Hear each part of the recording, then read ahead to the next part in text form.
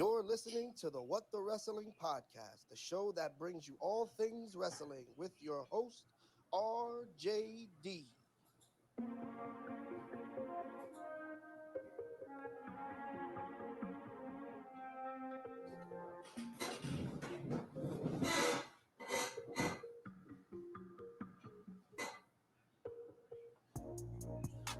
Oh, you already know what time it is. Come get some. WWE, baby. Monday Night Raw review. Come on, y'all. Let's clap it up. Let's clap it up. Nope, not yet. Listen. Monday Night Raw review. As always, what's the wrestling? Coming to you live from New York City. Hit the goddamn like button. Like, comment, share, and subscribe to the channel. What the Wrestling, Facebook, YouTube, and TikTok. Rolling across the bottom of your screen. As always, Spotify and Anchor. Let us not waste any more time. Let's get into the Monday Night Raw review. Let's go. Yes. Tis I, RJD here. Welcome to What the Wrestling. This is your Monday Night Raw review. I know today is Wednesday. I know today is Dynamite. But you know what? As personal things happened yesterday, but still we make up the time to make sure we get it to you nice and smooth and clean. Plus, you know, there's always news to talk about. So get out of here with all that. We don't want to hear none of that. Nope.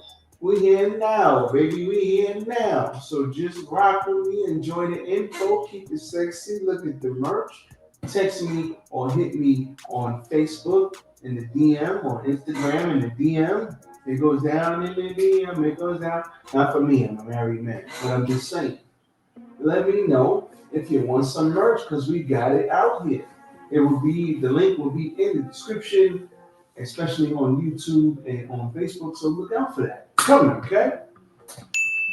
As for me, you know, we are continuing to better the product. We are continuing to make sure that we bring you guys the best content that we can bring you here at What the Wrestling. So keep looking out for that. I will be making an intro video. I will be making improvements. I will be putting up the nice social media pictures, so you don't have to hear it. You can actually see it for yourself. So look out for that too. That's coming. As always, hit the like button, like, comment, share, and subscribe to the channel. Once again, rolling across the bottom of your screen. Before we get into the Monday Night Raw review, let's talk about Mercedes. So apparently everybody is mad, man. Mercedes, if there's one thing about Mercedes, aka Sasha Banks, Mercedes Monet, aka Sasha Banks, is she about to get a lot of this.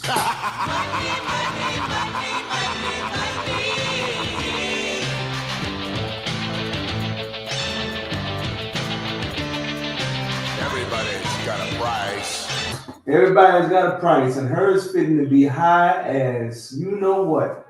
Holy hell, this woman is, if she ain't the most talked about goddamn thing in wrestling right now, everybody's trying to figure out where she's going to go.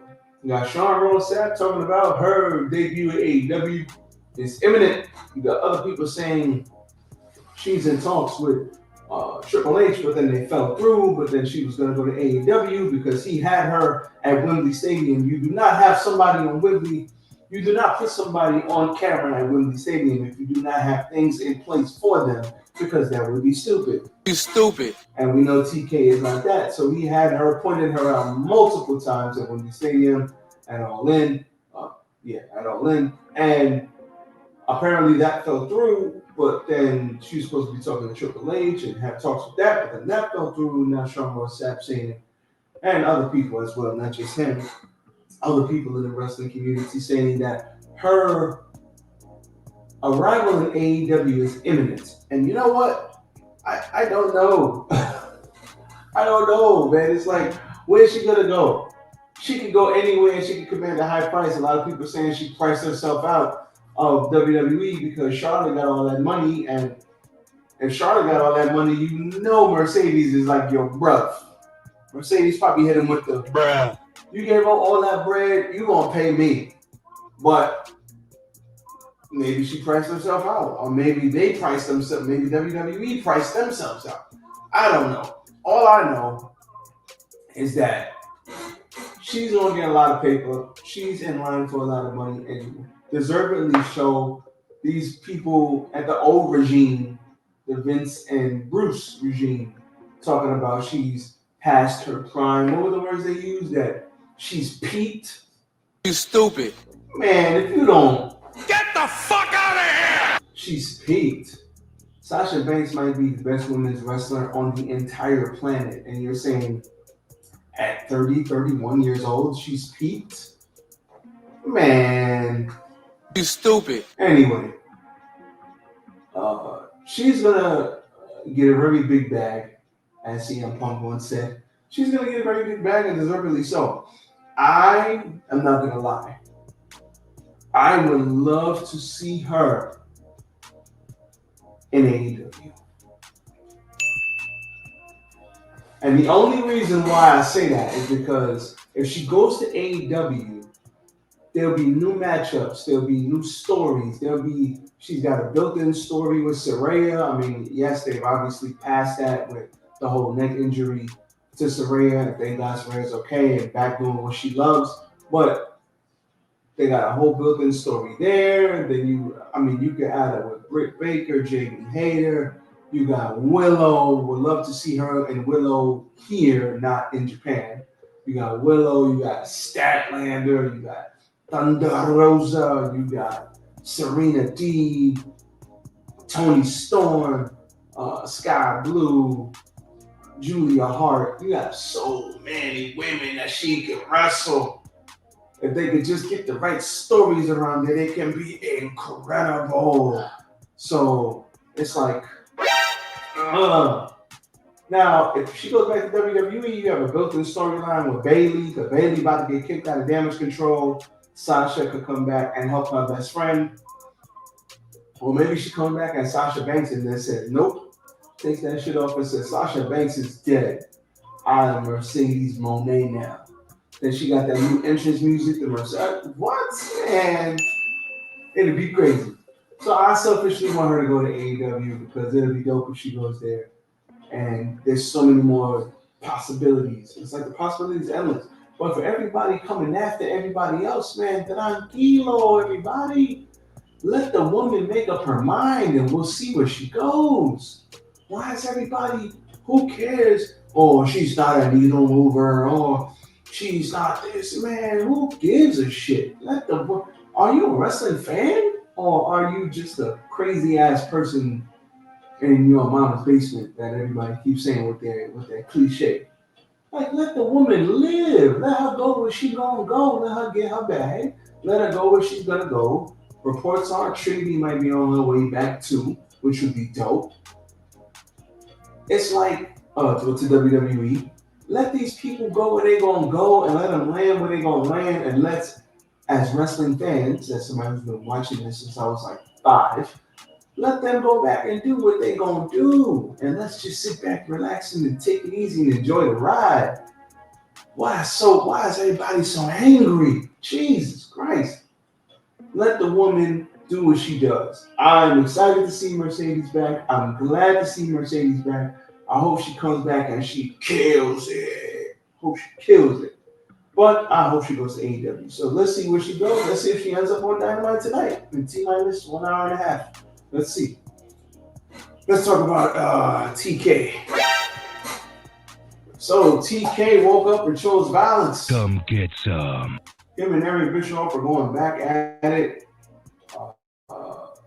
And I can't say that I'm mad at TK for it, but TK posted on Twitter to defend his booking and his company while throwing shade at Jinder Mahal. Oh, for the record, Jinder Mahal has already replied, and he hasn't posted on Twitter in like 2 years because we all got better shit to do. But he said, and I quote, a moral victory for USA is one win more than the world title challenger Jinder Mahal has in the past 364 days, because it's been literally a full year since he's won a match. You, first of all, goddamn, hold on. First of all, how dare you? 1 year, bruh? Sheesh. You really put AEW in our place, getting Jinder Mahal in a big match on your TV show. Do it more often. Tony Khan was roasted all over the internet for the tweet. One fan was quite blunt while making a good point. Of course, so many opinions are going around as TK sparked creativity in meme markets everywhere because he woke up and showed violence. We also used to get amused, excuse me, at fans who counted wins like wrestlers earned them. Hell, if Vince wanted, I could have been world champion, but the storyline didn't support it. It's all about story, clearly not wins. And in a predetermined space, though a boss would thought a boss would understand that. That must have been what Jinder said. One fan replied to the tweet saying Tony forgets that he literally gave Abaddon a title shot after being off TV for over a year. The same exact situation as Jinder.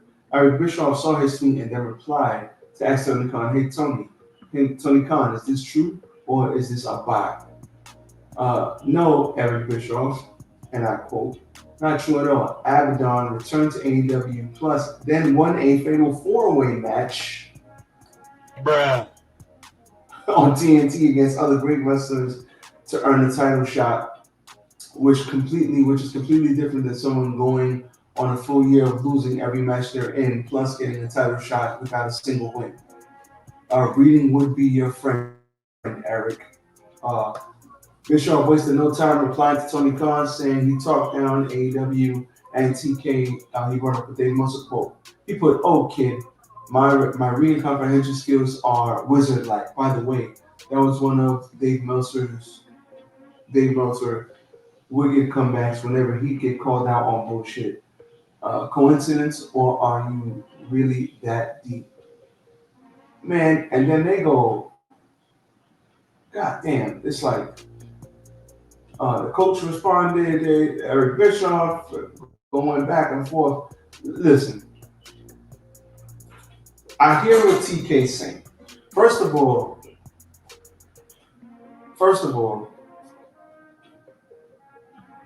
for everybody involved,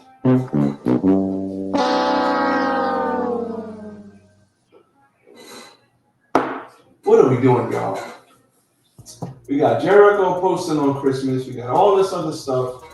It's like, what the hell are we doing? Can't we all just get along? Now, at the end of the day, Abaddon won a match.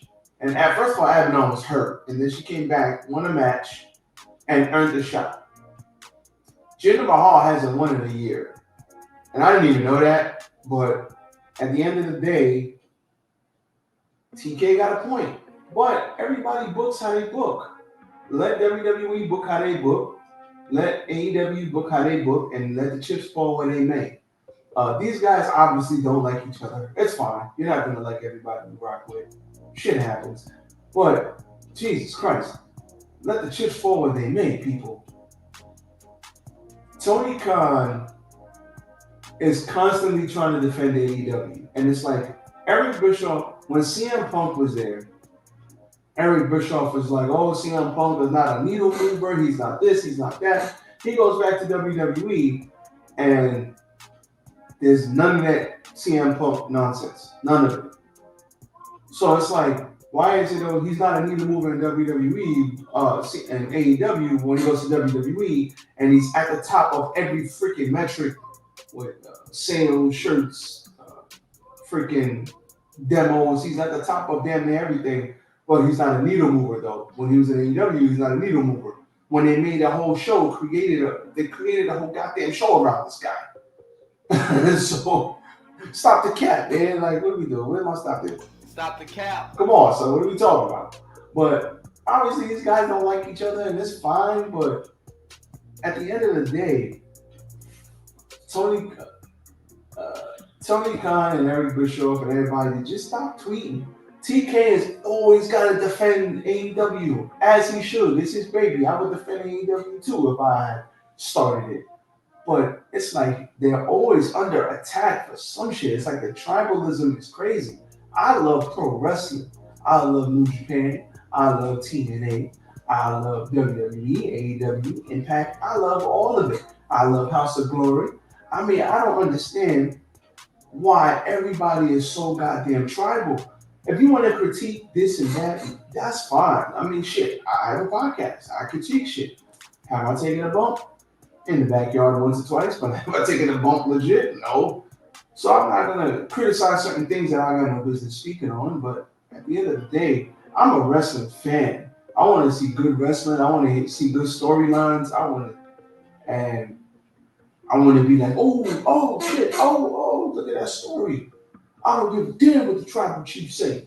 Oh, like I want to see good stories. Like that's what I want to do. Like all this other shit is like, well, who gives a shit, man? TK, Eric Bischoff. God damn, can't we all just get along? We all love wrestling. But at the end of the day, I get it, man. You can't please everybody, and if you're pleasing everybody, then that means you're probably a sucker and you're not pleasing yourself. So I get it. I feel for TK, man, because it's like I feel like they be trying to get up, gang up on this guy, and it's like the blatant disrespect. Hey, kid. It's like he's a 40-plus-year-old man. You calling him a kid? Like I know Eric Bischoff is probably in the 60s by now, 50s or 60s, but he's a grown ass man. Like probably got kids and shit. Hey, kid. Like what? Man, they be ganging up on TK. But I heard Nick Khan say that to him too. I like the kid. Okay, it's like he's 40 years old. What do you mean, like the kid? But anyway, obviously it's business, it's competition. It's these people don't like each other, or maybe it got shit to do with that. Maybe it's just like, hey, don't talk shit about my product. I won't talk shit about yours. I get it. But at the end of the day, I'm here as a wrestling fan. The Twitter stuff and all that, I could do without. I mean, I could talk about it, makes great content, cool, but I could do without all the nonsense. But TK, he gonna wake up and choose violence. Just bring it, bitch! You come for his company, he gonna come for you. And you know what? I respect it. Now, the first thing to do in domestic disturbance calls like this one is to just calm everybody down. Respect my authority! Moving right along. Let's talk about Monday Night Raw. Monday Night Raw. McIntyre and Punk on the mic. Gotta love that. McIntyre opened the show talking about his match with Seth Rollins. He threatened to leave WWE. He said, I should leave, like Punk did a decade ago. But then he said, you know what? No, maybe if I leave, then I'll come back and I'll get a hero's welcome. And he went on to say that he's not going to leave because it was really his fault. He got so excited. He blamed Damian Priest. He said he's an idiot. Why didn't you wait till I won the title and then I was weakened and then you could have cashed in and we could have had a brawl, but you did it early and you're costing me a title match. You idiots. Shout out, man. Shout out to Drew McIntyre, man. This guy is a beast. Just bring it, bitch! Love Drew. CM Punk's music hit and he came out and he said, listen, Punk, I know you. I know the real CM Punk. When you left you called yourself the locker room leader. And every time you need a locker room leader, every time you got to say you're the leader, what kind of leader are you?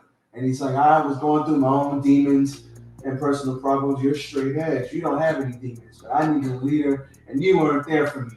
And Punk said, listen, I call myself many things, and the leader is not one of them. So you know what? You blame me, you blame everybody else, but blame yourself. It's all your fault for your shortcomings. And he said, you know what? Drew said, I'm going to knock your ass out of the Royal Rumble. And he says, I'm not a demon. He's like, I only push back when provoked. And he's like, I'm only What did he say? He said, I'm a bad guy, I wouldn't provoke or something like that. And it's coming to that point. So don't provoke me. So the Royal Rumble is shaping up to be legit. You don't know who's going to win. You don't know what's going to go where. And I love it. So shout out to that. Love it, love it, love it. Then we had Cody Rhodes and Shinsuke Nakamura in the street fight. This was great. Cody got the win after hitting that crossroads. And shout out to Portland. Matter of fact, Dom DeMarco for Portland.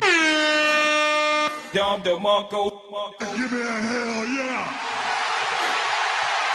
I said give me a hell yeah. Shout out to Portland, man. Everything is better with a hot crowd. The hot crowd, Monday Night Raw, absolutely freaking fantastic. Ain't nothing worse than a dead-ass crowd like Corpus Christi, Texas. Now I see why they named it Corpus Christi, because everybody was walking around like corpses when they came to town. But anyway, chaotic start.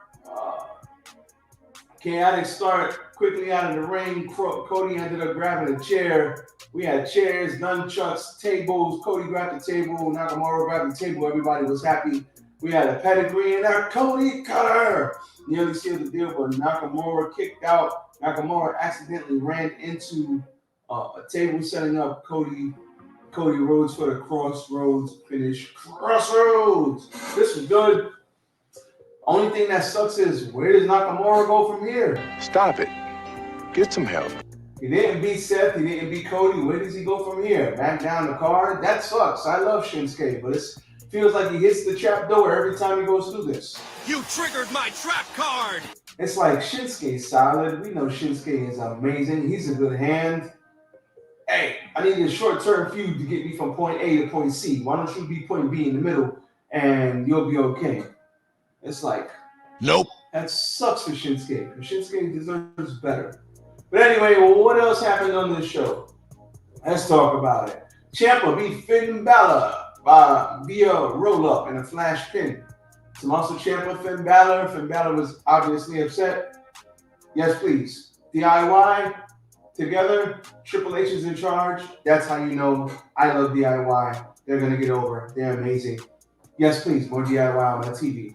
Kofi and Ludwig Kaiser both got counted out, and Kaiser brutally beat down Kofi, throwing a chair in his face, and that looked like it sucked for real. Oh! Man, that looked like it sucked. But Ludwig Kaiser said, listen, I'm only here. I'm the only one here because Kofi took out my partner. And I'm the only one here from Imperium. So he took out my partner's head. So tonight, I took out his.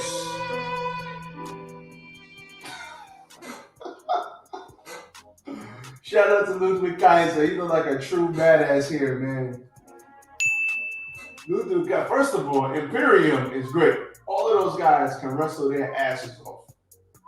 From NXT to now, all they need is a proper feud. It's like, and with Walter at the head, or Gunther at the head, forget about it. Ludwig Kaiser looked like a badass here, so I'm glad they're using him properly. Triple H is the fucking man. Nia Jax and Rhea Ripley exchanged words. Nia Jax came out and basically called Rhea out, and then Rhea came out. And the one thing that I can say is that whenever Rhea Ripley hits the screen, she looks like a legit badass. It's like, when Rhea Ripley comes out, if I was a booker, I'd be like, not taking the title off of her no time soon. Not happening. Nope. It's over 9,000! What, 9,000? Power level over 9,000. It's like they say, people just have it. Rhea Ripley has it. So, yeah, I don't see them taking the title off of her no time soon. Because every time she comes out, and mind you, she's a goddamn heel, and everybody loves to see it. So I don't know. They exchanged words. Rhea said, keep my name out your mouth. Nia Jax said, when I run the word Rumble, I'm coming for you. Good stuff here. Nothing wrong here. WWE Women's Tag Team match. Katana Chance and Kate Carter beat Chelsea Green and Piper Niven after Piper Niven hit the Vader Bomb on her own tag team partner, and then they hit their after party finish, and the Party Girls retained their championship. Glad to see the title on TV. Glad to see that this match was kind of out of nowhere, but they got it to work. I'm all for it. Yes, please. R-Truth made a vignette about how being in the Judgment Day was his destiny, and Don DeMarco for this. Don DeMarco. R-Truth had vignettes where he had all of them as babies, and he was like, I just wanted to join the Judgment Day since day one, since we was all babies.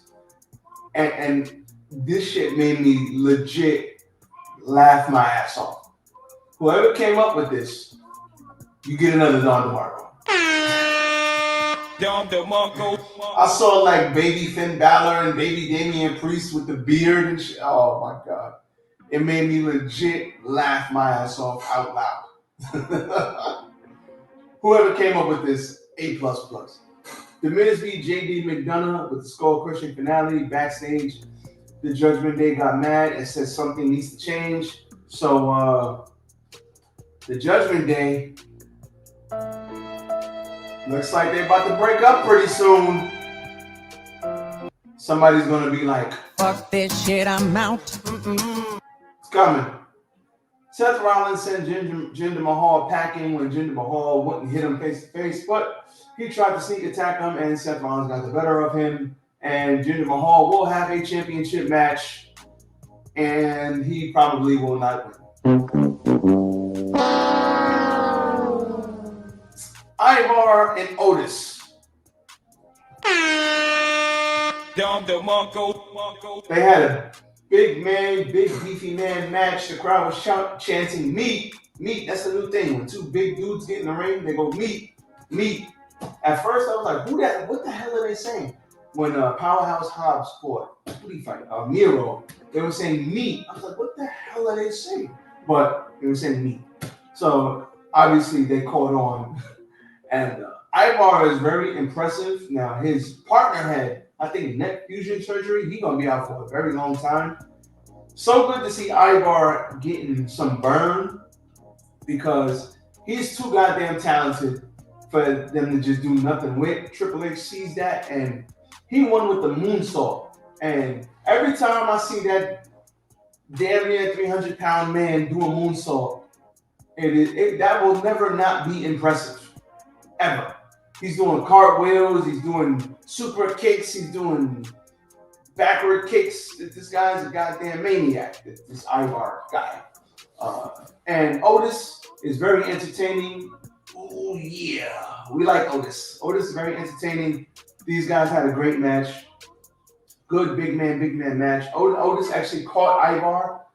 That brother is very strong because Ivar is a big fella, and he caught him. And then hit him with the world's strongest slam. Good for Ivar getting the win. This is good stuff. I ain't mad at it, not one bit. And that was all she wrote. So we do have AEW tonight. We will see what's going to happen later on. And at the end of the day, good show. It's a good, solid show. We'll see what happens on Friday Night SmackDown. I know there was no SmackDown Collision review last week, but there will be one this week. Look out for it. And as always, you will have the Wednesday night review tomorrow, so look out for that. As for me, I'm out. I'm gone. It's over. Monday Night Raw review. Peace. Everybody enjoy the night. See you tomorrow with the review. Peace. Perfect.